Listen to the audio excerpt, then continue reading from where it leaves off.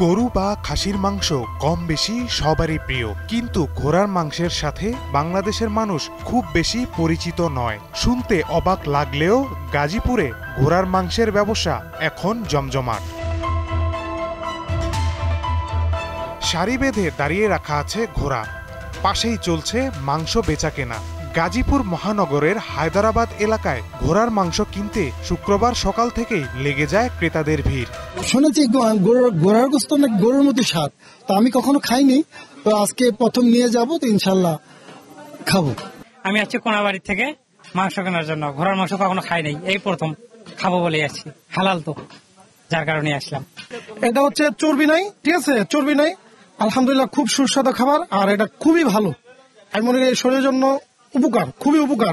গরু ও খাসির মাংসের চেয়ে দামে কম ও খেতে সুস্বাদু হওয়ায় দিন দিন বাড়ছে এই মাংসের চাহিদা। চর্বি ছাড়া ও স্বাদে গন্ধে অনেকটা গরুর মাংসের সঙ্গে মিল থাকায় অনেকে ঘোড়ার মাংস কেনেন।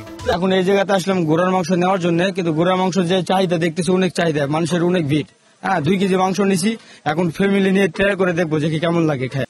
এটা দেখার জন্য আর কি আজকে সকালে আসছি নিতে, এবং নিলাম 3 কেজি ইনশাল্লাহ। দেখি কেমন স্বাদ, যদি ভালো লাগে তাহলে আবার আসবো, আবার খাবো। বাসায় সবাই এক্সাইটেড। আমার এখনো একটু আনইজি ফিল আছে এটার উপর, মানে আমার ইচ্ছা নাই, কিন্তু যেহেতু আম্মু আর 2 ভাই খুব আগ্রহ, বোনও আগ্রহ, ওদের জন্য আজকে আসা নেওয়ার জন্য। গাজীপুরে ঘোড়ার মাংস বিক্রির উদ্যোক্তা 2 বন্ধু শফিকুল ইসলাম ও নুরুল্লাহ মামুন জানালেন কিভাবে তারা এই মাংস বিক্রির উদ্যোগ নিলেন। আমরা হাদিস থেকে জানতে পারি ঘোড়ার গোশত হালাল। তারপরে আমরা একটি ঘোড়া ক্রয় করে 2 বন্ধু আমাদের বাসায় জবাই করে খাই। তারপর থেকে আমরা চিন্তা করি যে হালালটা সমাজে প্রতিষ্ঠিত করতে হবে। তারপর থেকে আমরা ব্যবসায়িক আকারে এটা বিক্রি করার চিন্তা করি, এবং এই বছর 2025 সালে জানুয়ারি থেকে আমরা বাণিজ্যিক আকারে শুরু করি। আমরা দেশের প্রত্যন্ত অঞ্চল থেকে এগুলি সংগ্রহ করি। এই আমাদের বন্ধু বান্ধব আছে এবং কিছু আছে, মিডিয়া থেকে আমরা সংগ্রহ করি। বেচা কিনি আলহামদুলিল্লাহ যথেষ্ট সাড়া পাচ্ছি। আমরা যে পরিমাণ চাহিদা আমরা পূরণ করতে পারতেছি না।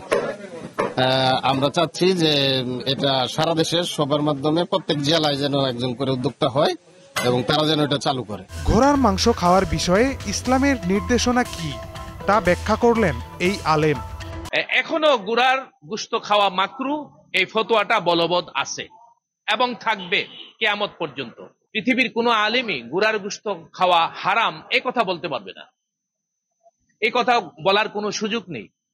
যেহেতু সাহাবায়ে কেরাম কোনো এক যুদ্ধে ঘোড়া জবাই করে খাচ্ছিলেন বিশেষ প্রয়োজনে, এবং হুজুর সাল্লাল্লাহু আলাইহি সাল্লামের পক্ষ থেকে তখন কিন্তু ঘোড়া জবাই করার ব্যাপারে নিষেধ এসেছে। কারণটা ছিল, আজকে বর্তমান জামানায় ইসরায়েল নামক একটি দেশ আছে, ছোট্ট দেশ কিন্তু এত পাওয়ারফুল কেন? তার আকাশে অনেক জঙ্গি বিমান রয়েছে, পাওয়ারফুল। কোন এক সময় ঘোড়া ছিল জঙ্গি বিমানের স্থলাভিষিক্ত। যাদের কাছে যত বেশি প্রশিক্ষিত ঘোড়া আছে তারা যুদ্ধে ততটাই এগিয়ে থাকতো।